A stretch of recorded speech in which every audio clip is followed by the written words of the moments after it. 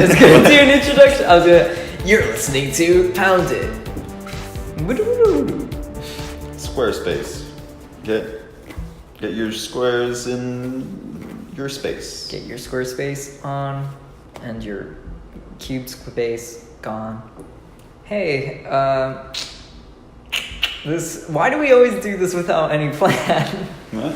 Well, that's the whole thing of it now. It's just a stream of consciousness. Is that what a podcast is? No, that's not. That's not. It feels like it, Alex, so it has to be like that. It's a conversation between two people. Yeah, but there's no plan. Nobody ever has show notes. What is that? Yeah, We can make that show notes right now. We can pause and we can do it right now. Alright, what do you want to talk about, Gabriel? What do you want to talk about? I don't know what I want to talk about. Write down whatever you want to talk about, but don't tell me. Let's take a pause. And no, don't actually pause the recording. Let the recording go. Okay. I want us to write down just things, bits even, and then just do them randomly throughout the show. Okay. Okay? This is our planning period. This is like when they give you a planning sheet in like a writing assignment. Yeah, okay, I'm going to start with the circle that says Pound It. And then make the other circles. I'm doing it. I'm actually using the circle. One more. We definitely have to rap. Oh, good. Yeah, you're right. I should write rap somewhere. Okay, I'm ready. You can go first. You seem excited. Oh, should I go with my game show first? If you want. No. Oh, we gotta build up to that. Okay, so 9/11. We used to make a lot of jokes about it, and freshmen like to say. Oh, really? I don't remember that. That wasn't what I was going to talk about. No? No, but wait, talk about that. I don't remember making jokes about 9/11. Oh my god, I'm a horrible person. Well, not about it, but we were just being like, kiddish and shocking in front of these people. Shocking humor. I just did it right now, but there's a reason why I brought up 9/11. Okay, what? That's because YouTube has been recommending me videos on 9/11 for some reason, and so I finally gave in. And I watched Howard Stern live when 9/11 happened, and I kind of found it interesting watching because Howard Stern is a very he says whatever he comes to mind. He'll fucking joke about anything. And then when 9/11 started, he at first didn't know how serious it was, and so for the first 2 minutes he was kind of joking about it. And like what? It wasn't completely targeting it, but it was targeting the levity. He was still making jokes. Because they were talking about him hitting on this girl and trying to kiss this girl beforehand. And so when this happened, he was like, "This isn't as big as a catastrophe as when I fucking tried to kiss this girl," and things like that. And but then he still kept being like, "Holy shit, this looks really bad." And then watching them slowly take a turn into, "We're gonna bomb them!" Literally, it became anger, and I was like, "Wow, I've never seen the genuine anger that people felt." You hear about the anger people feel towards what happened during 9/11, but I saw the transitionary point of this is devastating. Oh my god, so many people are dead in this thing. I am so angry right now. I can't believe this happened. Fucking, we have to attack. We have to nuke them. Was it immediate anger? No, that's what I'm saying. It was an arc. It was literally over the course of 15 minutes, I would say, till it got to anger. Well, I think 9/11 is actually interesting, the reactions afterward, because the whole nation wasn't just in fear. The New Yorker, they do a cartoon every day, but for 9/11 the New Yorker cover was just something or other, the towers, or them not being there, or something like that. It was just all black or something, or gray. Yeah. And they didn't do a cartoon for that day. Oh wow. or it was either that or they didn't do a cartoon for like a week or something. And then the first couple of cartoons that came after that started being like, because people thought they wouldn't laugh again. Yeah, it was so scared devastating. that comedy could not like live after that. But after like a few days, you know, there was just jokes about that, about the fear. The first cartoon was like, I'm so happy I can laugh again. No, it was something like I never thought I'd laugh again, but then I saw your hat or something, or like what you were wearing, and there was a guy next to a girl or something. It was something like that in a diner. Yeah, but you need like something simple like that. Yeah. But what's so amazing, it was so fascinating to me because it starts off like, you know, like any tragedy or whatever, like before you know how bad it is, you like, I know we've done this, we've like made a joke about it or something and we laugh a little bit and then we're like, shit, but this is actually... Do you think it's because we haven't went through it? I think it's because we're not that mature. We're teenagers. Well, yeah, it's so easy to just do a 9/11 joke. Yeah, or terrorist exactly. joke or whatever. And like, there is like #boys. There's accurate ideas about teenagers where we are stuck in our own mindset. We're super self-centered to the point where we find it hard to see tragedies as like this hugely empathizing thing, but like but we're also like kind of funny. I think it's kind of the levity is what like helps it not hurt as much. Yeah, obviously like it doesn't hurt like to us. yeah because we weren't involved and we didn't feel anything from it. It's kind of like a president. I do think like people who go through tragedy are like, it's a completely different view. You feel different from it, and I completely understand those people and like not being able to enjoy or like even joke about any other tragedy because of that. Let me say this. When I was making my speech for Shinosk, I think about this all the time. I wish I should have put, because I was talking about like I would kill myself if I couldn't laugh because like there's so many like tragedies in the world. Like yesterday I was listening to the stand-up of like George Carlin, and like the whole premise of the show is just death. And so he's just rattling off like you know, so many people commit suicide, you know, men are the most people who commit suicide, but women attempt it more. So ladies, you gotta catch up to men. We're kind of better at you than that. So it's like he turned all of that like shit, depressing shit that wants to make you kill yourself into something better. Now, what I was actually wanting to say was there's a documentary. I forgot what it was called. It's not gonna come to me right now, but we have like a bunch of Jewish comics and like other comics, right? Yeah. So you have the guy who made the Producers. Mel Brooks. I don't know if Larry David was there, but then there was like some other lady. Maybe they had Sarah Silverstein or like something like that. But so they're saying like essentially what the whole premise of the talking was is like, when do you step over the line of like joking about Hitler or the Holocaust? Mm-hmm. And some people were emphasizing that they're joking about Hitler, not the Holocaust, because if you joke about the Holocaust as an event, then it's kind of like mean-spirited. But also, all of them being Jews and having that ancestry, they get like, they are really funny. Like the Jewish people are very funny. Mm-hmm. And one thing that maybe Mel Brooks said or someone else was, if you can't laugh after like what happened, then Hitler won. Yeah, I've heard that before. Yeah, so it like you cannot let him strip away the humor from yourself. You have to still feel like you can laugh and enjoy yourself. Yeah. Even though there's like great pain and great depression, because that's the only way you're going to get through it. And I like that mindset. That's why like I feel the respect of people who can really tell like a good joke about tragedy. The best thing though is you have to make sure you are tasteful.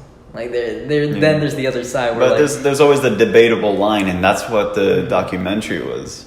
Yeah, basically. when are you doing it? I think once it's about just the mere shock of it is when it becomes like you're not saying that's base level. Yeah, exactly.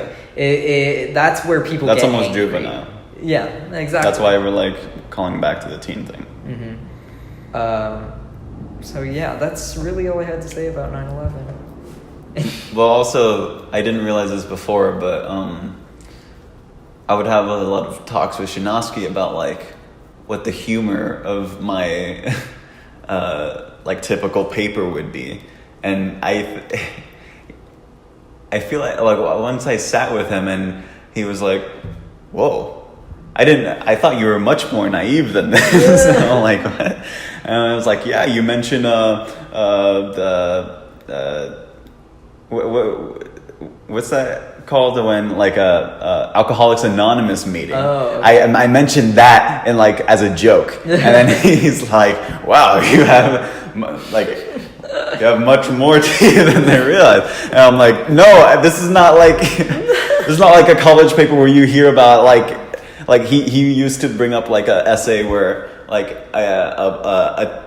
a 16-year-old would write his college paper about sitting in on his like mother's like Alcoholics Anonymous meeting or whatever, and then meeting all these weird people and like knowing how fucked up he is, like his experience as like a young kid is, but also like the other people, and it's like, wow, that's an interesting college paper. But I was just using it as like a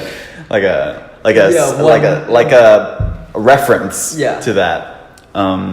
He told me that that humor is an appeal in a thing. It's pathos, and I was like, well, because like okay, there's logos, which is logic, and then ethos, which is credibility. But pathos is the emotion. It's emotional arguments, and get it. It's weird how jokes are kind of the combination of logic and pathos. In that way. I was just about to say, like, they also ride the line of logic as well. Like, it's a play on both emotion and logic. It's like you're taking something emotional and you're making someone see it in a different way. Like that's how I've always seen comedy, like the best type of is like because one, it has to connect, but two, it has to be revealing in a sort of way. Does it always have to be revealing? Well, I mean, I guess not, because there was like I guess we could refer back to like This Is Water, where it's like something that's obvious can still be revealing, like, you know, because you don't think about it too much. All right, but then I don't even want to try to explain what This Is Water is. Look it up, you uncultured swine. Come on. You just reminded me of. Because Nerdwriter has a new video out of Nathan For You. I know, I saw it. Yeah. You just use the word as revealing when the people, they're revealing their like kind of true nature, their true human nature. I thought that was interesting, but as for all like Nerdwriter videos, I think it's a little too surface level. Yeah, it never really delves deep. Yeah. And there's a morality. It's kind of superficially deep. But. There's a morality between Nathan For You that is questionable, where it's like... Well, yeah, Adult Swim has a lot of that, isn't there? It's like for Eric Andre, I guess I'm fine with it in a sort of level, because it's so outrageous that like the fact that people buy into some of the stuff is like crazy. Like... a man running around in a green suit saying, "I'm not here. They're gonna edit me out." But then he's kind of disruptive. Yeah, it's like it's a difference. Like, you know, some of the joke is that he's so crazy. Like, you know, Nathan For You, the joke a lot of time is on these people and like them being completely unaware of their circumstance and their situation. And I get it if people like get turned off by that, because I've known a couple people who are like, yeah, it's too cruel.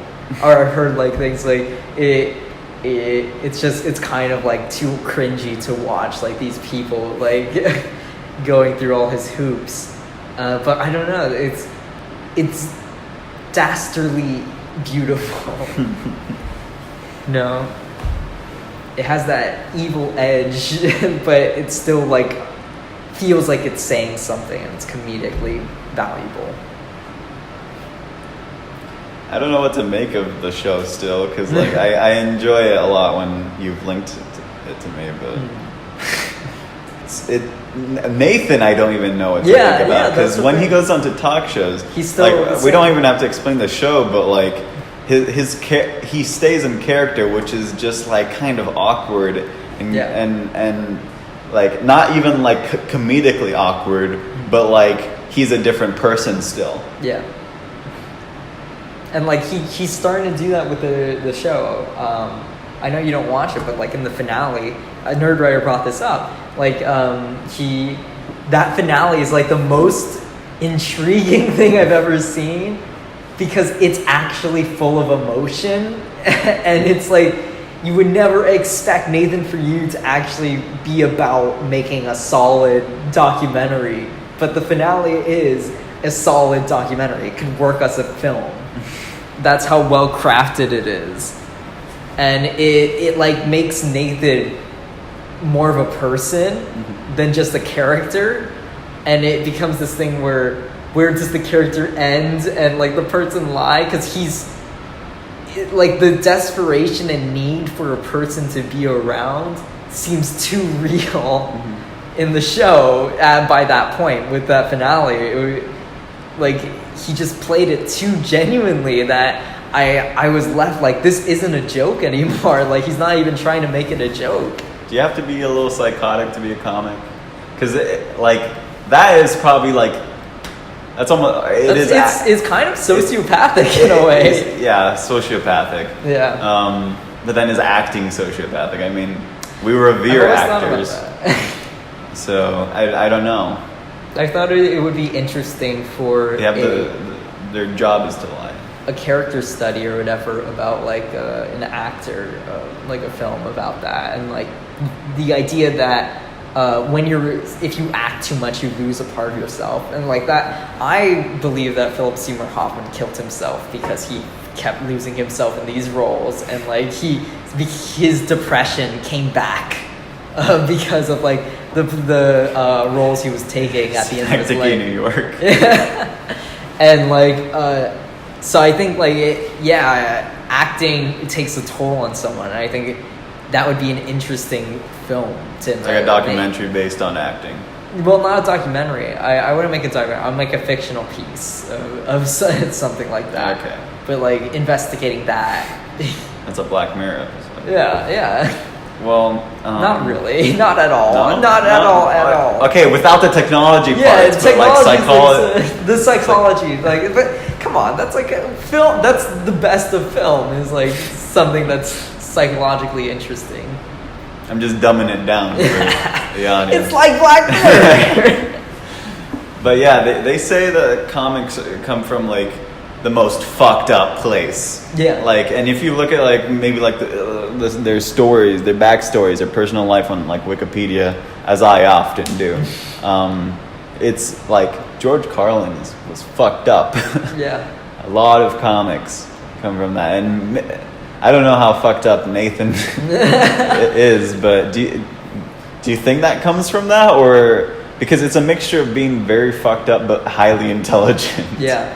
And I heard something on a podcast once where they said people who write and direct horror films are it's almost like there's this thing where whatever you do, you're the opposite of it. So comedians bring laughter and happiness or whatever, and like try and put smiles on people's faces, so they are miserable and depressed people. And then he was saying how people who are in the horror business are usually the most happiest, and like people who like are just like so good-willed, so kind. And I was just like, wow. I don't know. Yeah. Like, because this is a podcast, it's a screenwriting podcast. It's all about like behind the scenes type of things of how do you do the business side of film. Weird.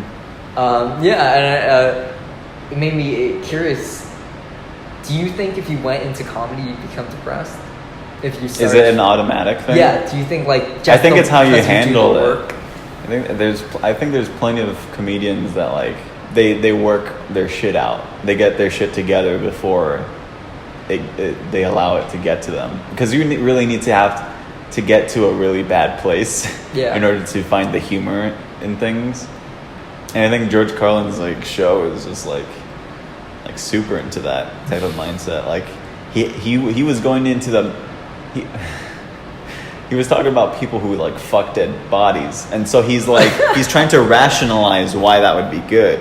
Oh my god, that's great. I like that. Yeah, clever. It kind of reminds me of like when Louis C.K. went up on SNL's did his monologue on the pedophiles. Yeah, it's like you have to rationalize that it's really good. Yeah. I love that. That's sad. And so how could he not say like someone like that could be fucked up? But like they're social critics. Yeah, they have to do that. So I don't know. It's kind of just like a weird position. Do I think we have to go through that? Maybe. That's the thing. I'm all about self-discovery. I want to get to my lowest low. Come on. Do you think it requires like that's the toll to be like extremely funny, to find your humor? To get like rock bottom? Yeah, to hit rock bottom. That's the only way you can actually hit the top of like your game. Well, what you're asking is about adversity.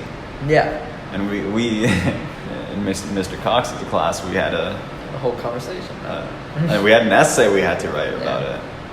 I still don't know. I mean, some people make their adversity do that, help them get through that, but other times it's just like, you know.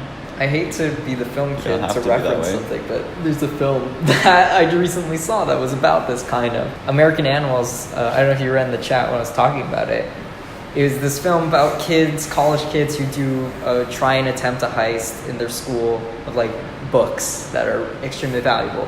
And the main character of that film is this kid who wants to be an artist, but he like kind of has self-hatred for himself for not doing anything, like not dealing with adversity. His life is so good and so perfect. He's from a wealthy family. He's completely fine. So he feels like he's not a true artist. And that's sometimes I think about that. Yeah, so he decides to do this bank heist book heist, because he wants to do something. He wants to like experience something like that. You could have the opposite effect where your life is so good that you just like have nothing to lose. Yeah. And I feel like I'm in that category a bit. I want to be like these like comic legends that can say like, oh fuck, I was in the war. Yeah, like George Carlin was in the war. Larry David was in the war. They worked there somehow, or they were like in the field, something like that. It's interesting, adversity. We can't say, we need someone on the show who has dealt with adversity, and we can ask them, do you think your trauma helped you? Well, I could bring up specific people in mind right now, but like I don't want to out them? That. What? Out them?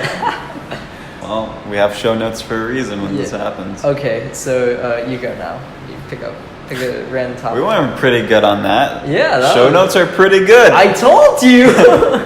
We started with 9/11 and we found ourselves at adversity. Cool. Oh, the adversity of 9/11. Let's go back there. No! We have fun here. I have here going to the streets. Going to the streets? No, but it was pointing at Steve Brule because we were just watching a bunch of deadpan comedy with like how do you even like describe that? I just call it Tim and Eric because they invented that style of comedy with their show. It's great that well, let's go back to comedy. You can do like almost anything, I think. Yeah, it's freeing, but freedom restricts you. And a lot of people would say Nathan is like someone who is breaking like every like construct of comedy. Like he goes into like a late night show, which is like the epitome of comedy, probably. Like the host is usually someone who worked in stand-up and then now is like a people person and now talking to like a bunch of celebrities, making like safe jokes or whatever. Yeah. And then like I saw him on Cohen, and it's just like he is like Nathan is like, okay, I think I'm not really that much of an interesting guest. Yeah. You saw it? I think. And then he brings in like a fake Yeah. other guest, which is like a highly like popular celebrity. She says nothing. Anyway, I thought that was a great bit. Yeah, me too.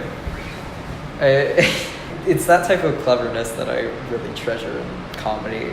I wonder how his stand-up looks. Nathan's stand-up? Yeah. I have no idea. I assume it's probably just normal stand-up. Because everybody who Kind of has to be. Yeah, everyone who does stand-up, like, stand-up is so defined. It's such a defined... They call you a hack when you do other things. Yeah. Stand up. Like juggle or some shit. Yeah, or draw. because then you're not doing the art of it. Yeah, you're not honing your material. And so like I saw Eric Andre's stand-up and he's like, he just did regular stand-up. It was just normal stand-up. It was good, but it was just like, it was by the numbers. Have you seen Donald Glover's stand-up? I haven't. Jenny told me I should check it out though. It's shit. Really? It's pretty bad. It's not shit. Yeah. But it's not funny. Now I have to check it out. Yeah, you have to check it out. Hey, comedy's subjective, man. What if I'm like, Donald Glover's stand-up was the funniest thing I ever seen, better than Louis C.K.? I just want to see more George Carlin, man. So, we're leaving off to college. We had a college talk. Yeah. Okay, but now we're going off to different colleges. We're not both going to NYU. Yeah. Oh, I don't know if we've even said it on the podcast. I'm going to NYU. And I'm going to Micah.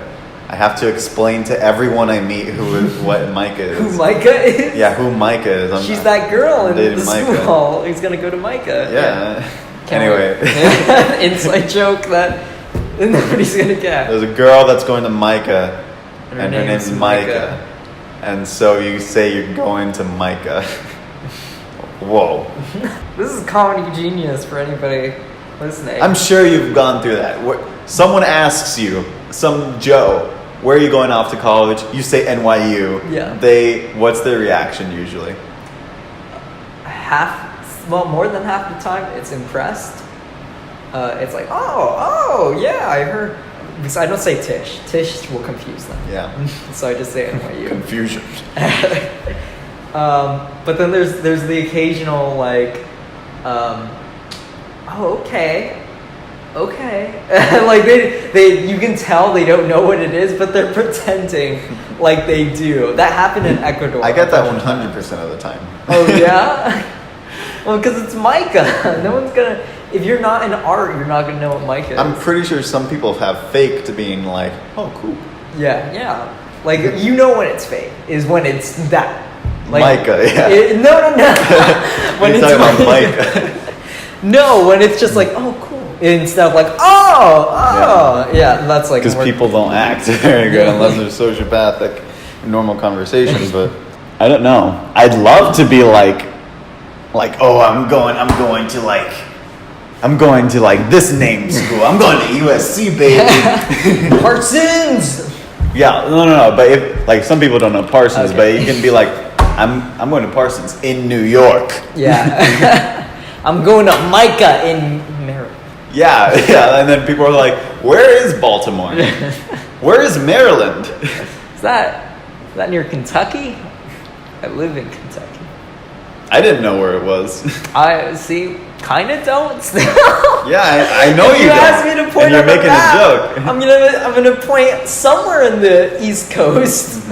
I know you can ride to New York somehow. Yeah, Washington. You're close. I'm sorry, Gabriel, about that. But we're going to different schools. Oh no, I'm not feeling bad about it. I'm sorry that you don't get to fucking blow your load on everybody. Like you have to blow your load in secret. You can't. Yeah. You know what the question I hate? What? What are you doing? What are you doing in college? Or what are you doing after college? I don't fucking know. You know, in Ecuador, some fucking guy came up to me and he was like, so who's your producer? And I was like, that's not how this works. Who's your producer? And I was like, I'm hoping that I'll find one. I like that a lot. Who's your producer? Wait, did you say you're a filmmaker? Yeah, I was like, oh, I'm going to college for film. And he's like, oh, cool, who's your producer? I was like, my dad. I like that a lot. What do they think that means? Yeah, producer is a weird word too. It's like, it's not what you think. Yeah. Like, I'm only now knowing that it's like the guy who gives money. Yeah, well, collects money and then helps make decisions. Oh, okay. See, I don't even know. Yeah, I just learned what director of photography is because I just saw it a bunch of times. Do you know what that is? Yeah. Okay, so not even you. Yeah. See, there's all these fucking titles. A director of photography is a cinematographer. Yeah, basically, right? But it is a cinematographer. Okay. It's just a fancy name for it. Okay. Wow. Fuck me.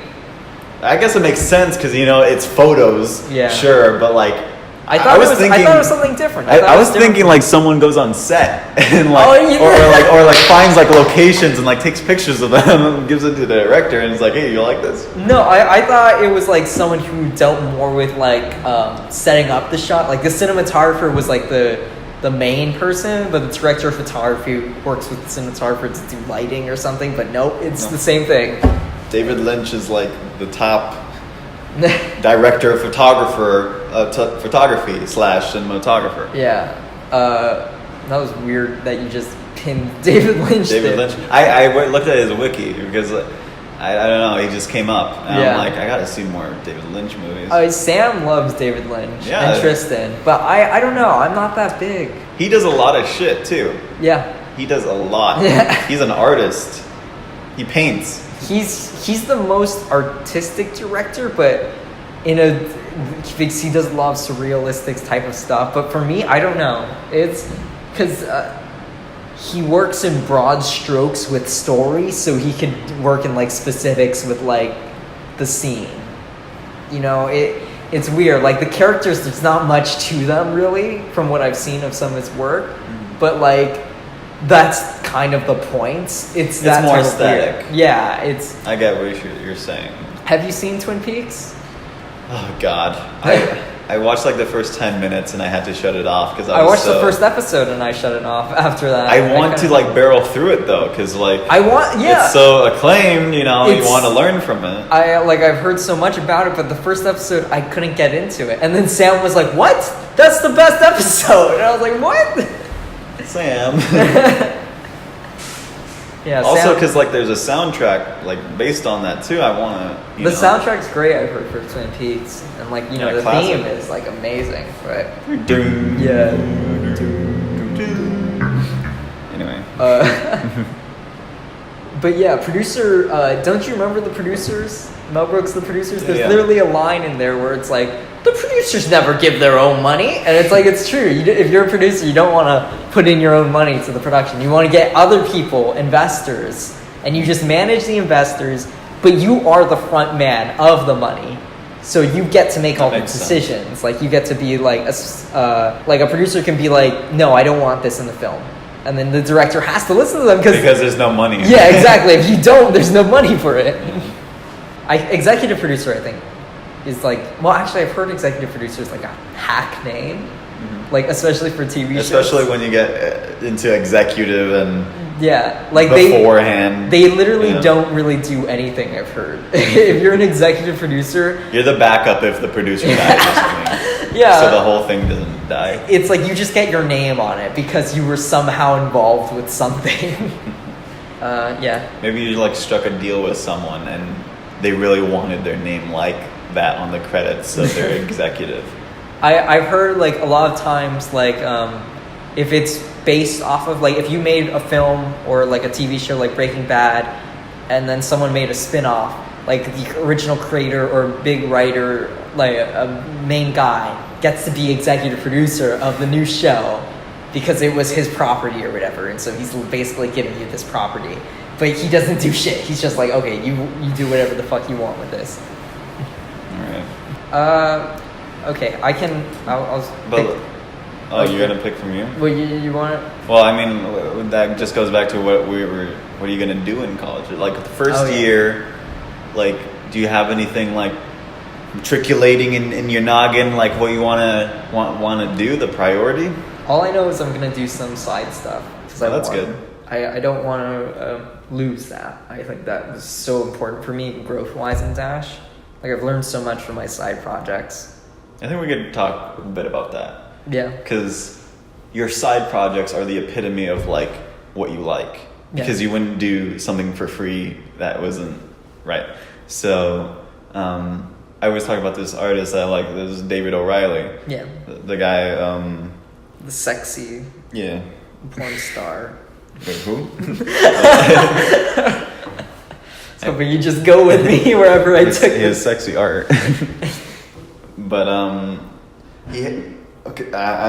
just bring it up because I'm doing a website too, and he separates his shit from projects and commissions, right? So projects is like his personal stuff, commissions, what he hired. gets paid for. Yeah. So and he has a lot of personal projects, but then he just finds a way to monetize it as content creators do. Mm-hmm. So like, I think it does inform the commissions a lot, because what you want to do when you have a website and you have a shit ton of work is you don't want to put the stuff that you don't like doing.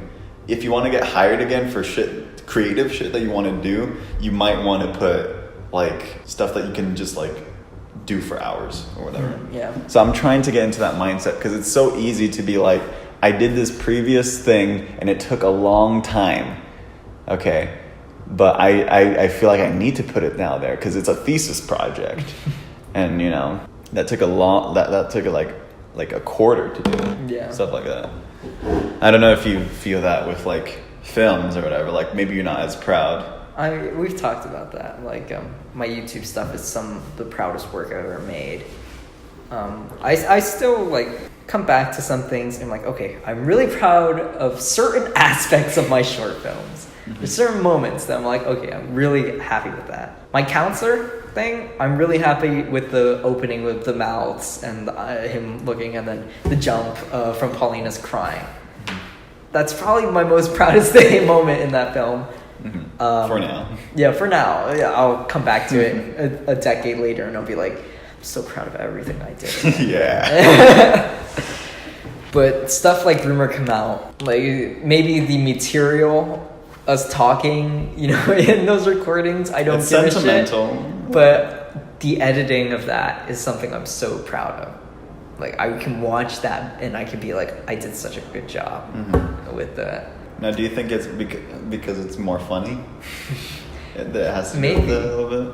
I mean, that's kind of why I want to do more comedy stuff with my film work. Mm-hmm. I want to try and do more comedy stuff. I'm trying to get you to see that the commercial stuff that you want to do is shit. I have to abandon it. You're going to meet the shittiest people. But hey, here's something I've always thought is like, if the quality is good, but then it's I provide the comedy. Like, imagine having master people helping you, like master cinematographers and things like that, and putting it all towards this really dumb idea. Like lasagna cash. Right? Yes. How funny is that?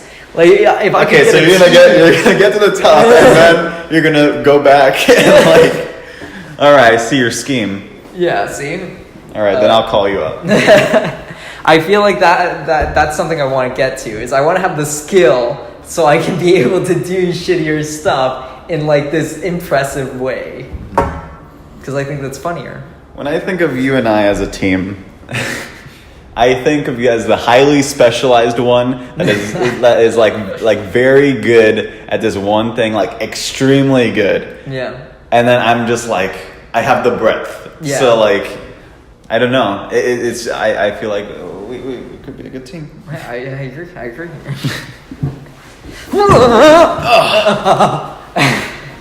For the listeners there, I just did a jerk off motion. Yeah. Intense. Silence. More egotistical than your average podcast. Okay, so to stop like us jerking each other off, because we're gonna just keep going down. If we keep talking about my work, keep talking about your work, people are gonna get fucking bored. Mm-hmm. So we're getting to game show.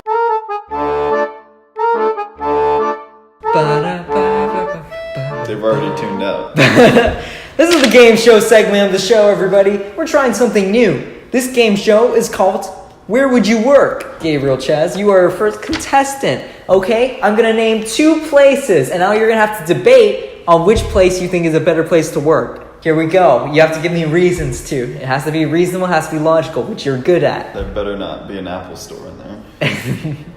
Home Depot versus Publix. Go. I like this. Home Depot or Publix? Yeah. Home Depot, I feel like I could not help anybody with anything. Someone comes in, I need a 32 iron gear strut. Yeah, I would be like, what the fuck is that? Maybe I could work in the plant section. Or be a cashier where I don't... Well, they're getting like replaced by the robots. Yeah, that's true. You'll lose your job in a year working at Home Depot. I don't know. Probably Publix. I know food. I and less food. Heavy lifting. I choose Publix too, man, because Home Depot. Imagine you have to do heavy lifting. You have to do it. Yeah, you have to carry all that shit. I feel like that was an easy one. Yeah. So see, we're starting off easy. Now we're getting into the difficult stuff. I don't.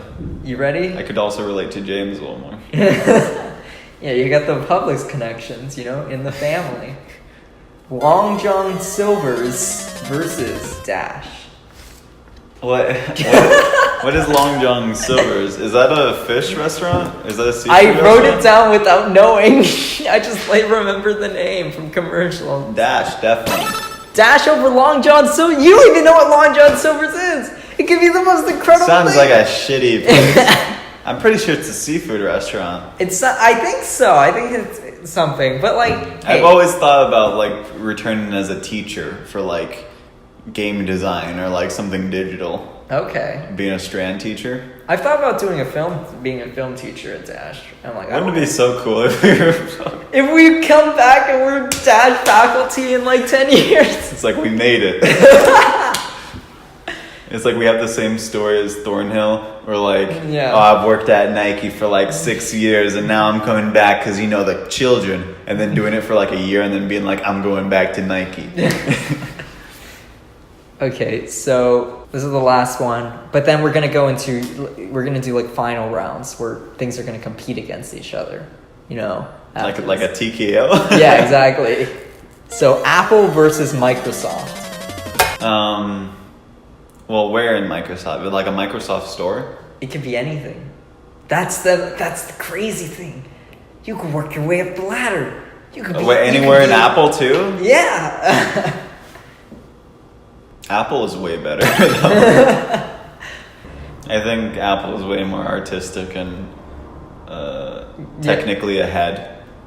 Microsoft seems more of the place where you just code a bunch. Oh no, I would not disagree. I would disagree. I would not. I see. I don't know. I don't know anything about Microsoft. See, I'm glad that you even say that because Apple has a place where you code more. I don't know. When I picture Microsoft, I picture cubicles. Apple is so smooth. That's why you think that. Yeah, exactly. They fucking projected an image, and it's in my brain now. I do think of fucked up computers. Working on fucked up computers or anything at Microsoft too. Yeah. All right. Now we're going to tournament rounds. Publix versus Dash. Dash. Why? It's more nostalgic than a shitty Publix job. But Publix got all that food. You get free chicken. I don't think so. You can take it. Who's gonna stop you? If you're friends with the manager. They're security guards. What Publix do you go to? That one. There has to be a security guards and it's Little Haiti. That's true. My Publix is fucking... You know what happens in that Publix? What? I see all the time and my parents see all the time. They go to the pub sub They get a sub. They make the lady there make it very slowly. Okay, I like that job, to make it very slow. There's no pressure. There's just like, they didn't even train you to go fast. Yeah. But they get the sandwich. It's like, okay, pay in the front. They put it in a book bag. They put like 4 in a book bag and they just leave. Oh my god. You just admitted that to the FBI. Yeah, go catch those people. Help our local businesses. I feel like I should try that. Oh yeah? Yeah.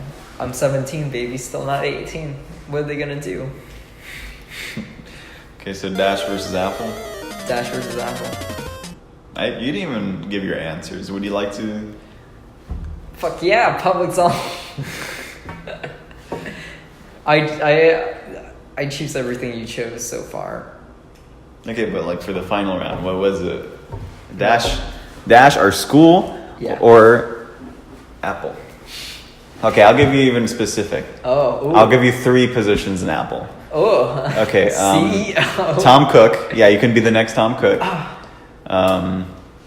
You can come out as gay to everyone and have a blast. You can be an Apple genius, or you can be like you make the ads. I make the ads. Yeah, you make the cool like, whoa! I have the AirPods. I'm on it like a skateboard. And it's like all slow motion, and I'm going. It's like showing off how like I can do all this crazy shit and it won't like fall off. And then I look at, oh my god, I take out my phone. It's an iPhone X, and it's connected to my AirPods, but also Tyler, the Creator's new album is playing on. I still go with Dash. Wow, I just painted the picture, man. I know. I was like, this is such a waste because I know I'm already gonna go with Dash. Okay, why? Okay, if let's say all of those jobs in Apple, I'd probably choose the ad one just because filmmaking and I get to fucking do my passion in that. It's like, probably 10 times what you get. Yeah. There. And if you're the CEO, yeah, I don't even know how many more times that is. 50 million times. Because you have the shares of Apple on top of being the CEO of Apple. But then just think about the fucking, like, being the CEO of Apple. Like, God, how miserable is that? No, well, you hire everyone to do...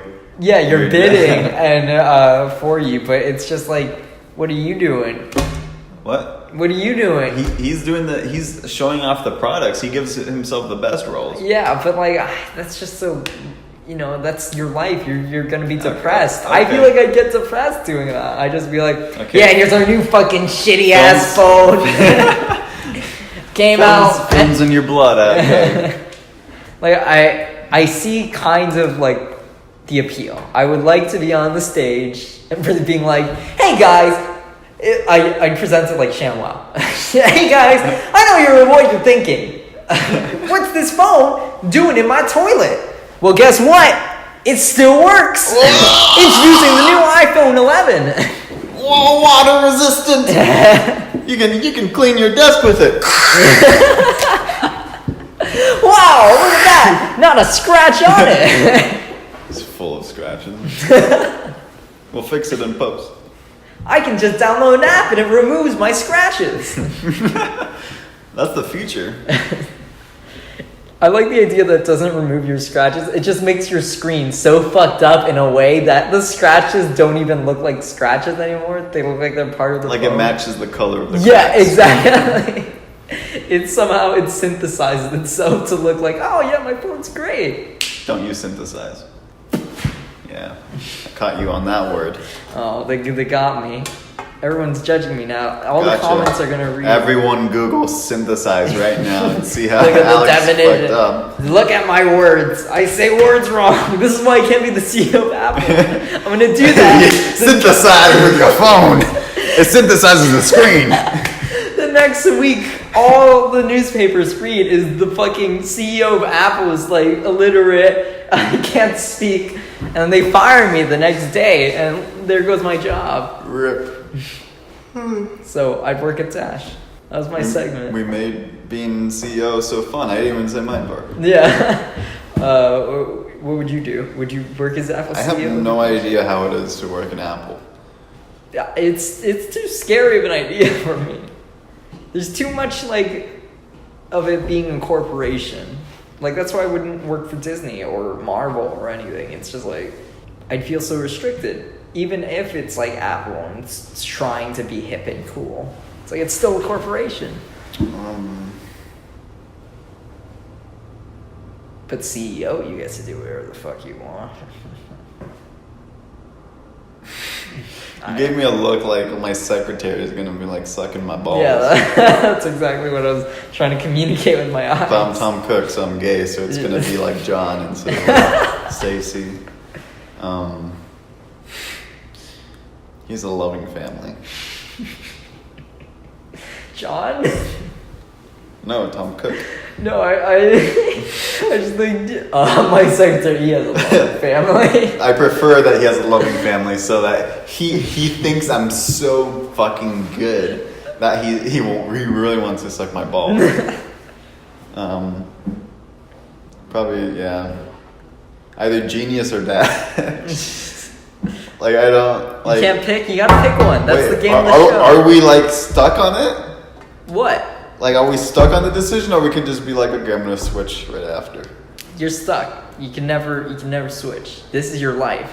This is your whatever you say on this podcast. Jesus is listening right now. He's one of our number one. Well, I feel followers. like in that case, like I'd want to like experience something new. So like maybe I'd like strategically pick like a position on Apple that's always changing, or like you have to travel a lot. I'm gonna make a note that you chose Apple.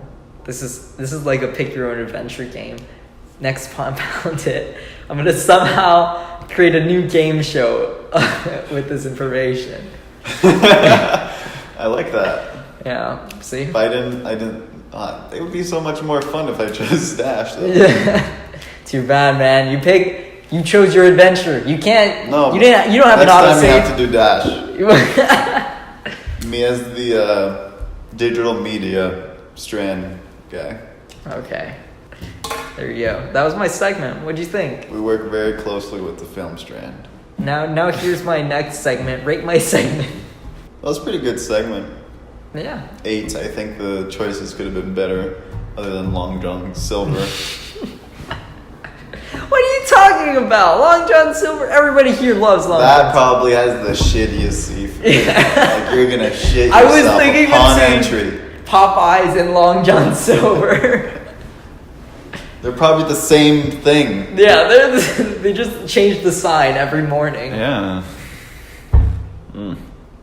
Hey, this segment, I might do it again next Pound It. Where'd you work? I think it has legs. Do you have any more segments? No, that was it, really. Now, Gabriel, I want you to rap. Oh, wait, we need a beat. What time are we at? We're at 1 hour. That's why. Yeah. This is the closing raps. Okay. Well, no, I want you to go first. I answered these questions. I just did the fucking segment. No, I answered the questions. It's too late. This is how it works, Gabriel. Whoever No. I wrote rap first, and then you put it on your thing. Well, you scratched it out. You said you scratched it out. Well, still, it's intelligible that I put rap here. I'm sorry, Gabriel. I No, brought it that's up your first. beat. You're gonna play a beat, and you're gonna. You can't do this. Yeah, this is not how it works. Okay, no. Mister. Okay, give me a few lines, and then I'll go. We'll do it together. All right.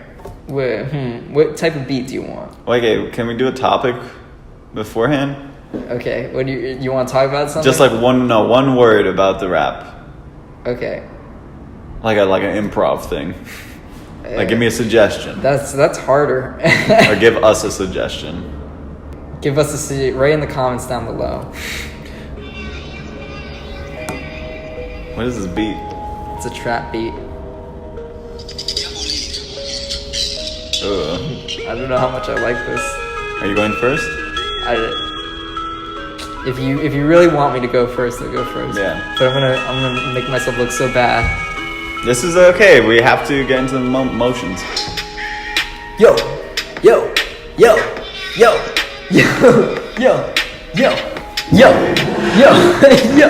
I'm standing up. Yo. Jesus on my balls, I be wondering what? He be coming on me and I say, huh? My cousin is a god, and I don't know why. He comes at me and he's saying, why you so fly? Gabriel, go. Pick it up. Yeah. I'm fly high as a kite, going in like a kite. No, I'm not a kite because that's not my god. Which one is the Jewish god? Dog. Yo. Religion rap. Religion rap. I found God in a chapel. He kept telling me, hey yo, why you so working that Apple? I said, no man, I ain't working here. I'm Microsoft. God, oh jeez. We need to watch the video of like how to get rhymes. Yo, I need to feel this. Okay. Yo. Fire on my penis. Fire and brimstone. Brimstone gets stoned in the back alley. The back alley, God kissing me because like kissing him. I need a new beat.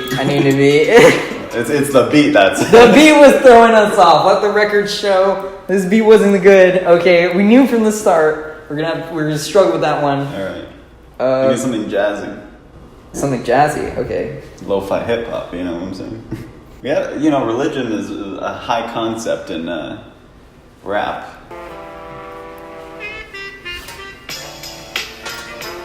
Yo. I like this one. Yo.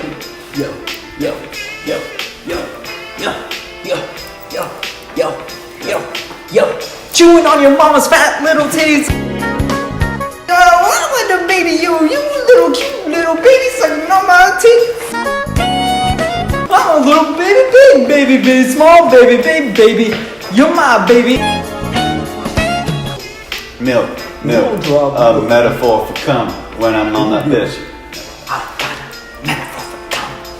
It's coming up on you like some. Watch out. I gotta watch out. Coming for you. My dick is huge and bigger than 2 milliseconds later, I came all over the floor and my mama said, you should clean that up. And I said, bitch, I don't want to clean my shit up. I'm gonna rub it in my tummy.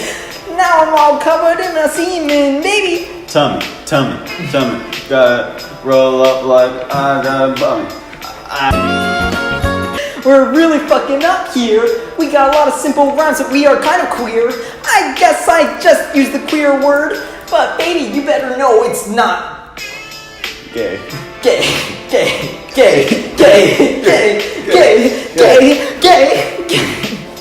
Hey.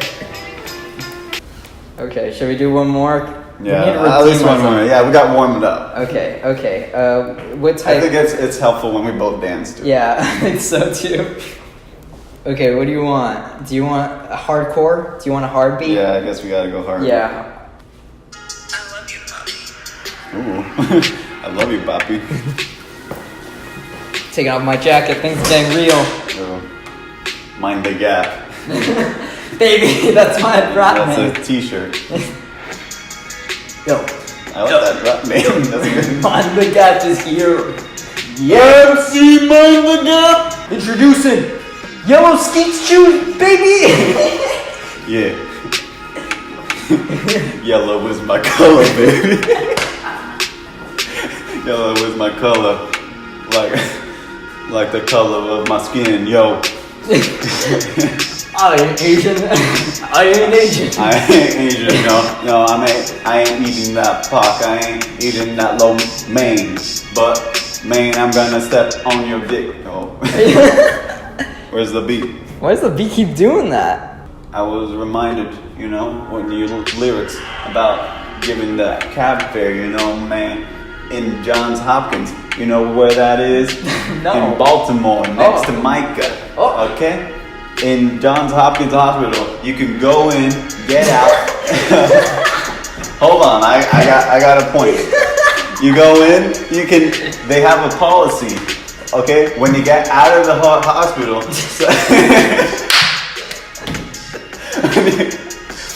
you can fake having an illness, you know what I'm saying? Illness, like a realness. I'm being for real. When you go in there and fake it, you can ask for cab fare and they'll give it to you. I'm serious. They'll just give you $10. But you know what people doing these days? What are people They're doing? just walking out. They're not taking a cab. They're just going in every day and getting that shit. Shit, wow. Government's fucked up, yo. Yeah, that's fucked up, man. I had to stop the bee and everything just to talk about that shit, man. I don't want to do another. You really want Okay, it? one last one. One more, okay. I feel like we should do this in the beginning to get like warmed up. Now I'm all like, Yeah. I'm right. on fire, dude. Okay. Dope rap beat. Ooh. This one's dope. The other ones were not dope, but Yeah, this one's dope. I can tell you that. Hear that? Monday Gap, tell me what dope is. Yo, you ever heard about dope? That shit on the slope. Them big. Oh no, cut that out, bleep that out, shit, bleep that out. You gotta bleep that out. Please bleep me out. I wanna cut this whole bit. I've gone too deep in this shit. I've gone too deep. That hole. Go, please get me out of this hole. I've been fucking up. No. Digging this hole. I'm digging your rapping style, man. Let's keep it up. Why are you doing that? Stop saying that word, man. It's just like This beat is just evoking the inner black dope, man. It's too dope, man. Yo, your mama is so fine, she got me all the time. Come into your room, we have sex in your room. Sometimes I wonder if it's okay to do it, but then I be like, holy shit, she be really screwing. Ow! Smells like you in this room. I love it. I wish you really should have been focusing on a bitch. Your mom, yeah, I said she's a bitch, but you know, I really like you. I'm sorry. I'm in your room. I can't help it. I smell you all around me. I just want to be around you. Oh my God. I want you to. I want you to say, I want you to me when we go down to the chapel, man. Bringing back religion because I want to put that ring on your finger. Religion. God damn! Oh, there's a woman in this room. Nobody told me that. Now I feel kind of embarrassed. I better leave right now. Oh man, my dick was out. Coming out. I'm gay. Fuck. This girl looking at me. I am unfazed because I am gay. To the street. Everybody know I suck. That. Clitoris. Oh, I'm sorry. I'm sucking cock all over the block. Going to his house, looking at his brother. Oh shit. Oh no, I'm gonna bleep it. Going into his room. Locking the door. Alright, that was a wrap. Alright, there we go. That's a wrap, as they say. I'm all about those Oh, puns. oh my goodness. Oh, we went hard on that beat. Yeah. I went hard on his brother. A little bit too many words. You gotta work on that. Yeah, I think I have some issues I gotta deal with. Better go get a therapist. See what that's about.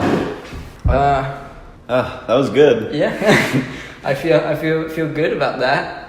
Bet when I listen back to it, I'm gonna.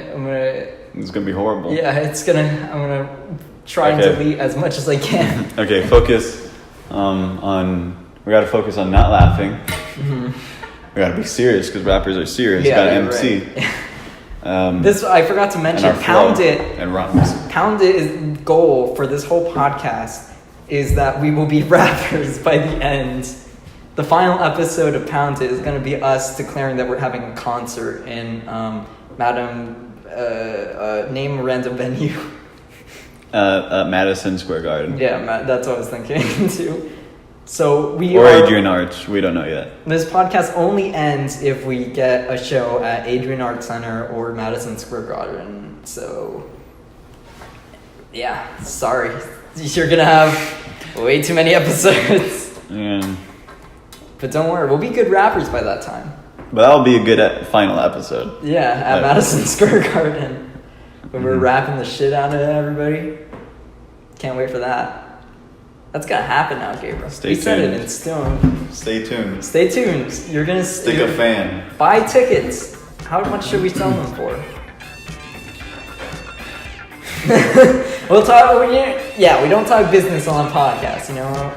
I'm giving him looks. We can't be doing that. All right. Thank you all for listening to Pound It. This is the best episode that we've had. Is the quality better? It's an iPhone X. Oh shit! We're sponsored by Apple. Yeah, we're working. As evident on our segments. Apple's gonna sponsor the concert. It's gonna. The release for the iPhone 17 is gonna coincide with our concert. I want Tom Cook to drop some bars. You think so? You think he'll do it? I think we get. We got the connection by this point. All right. Thank you all for listening. See you in Madison Square Garden.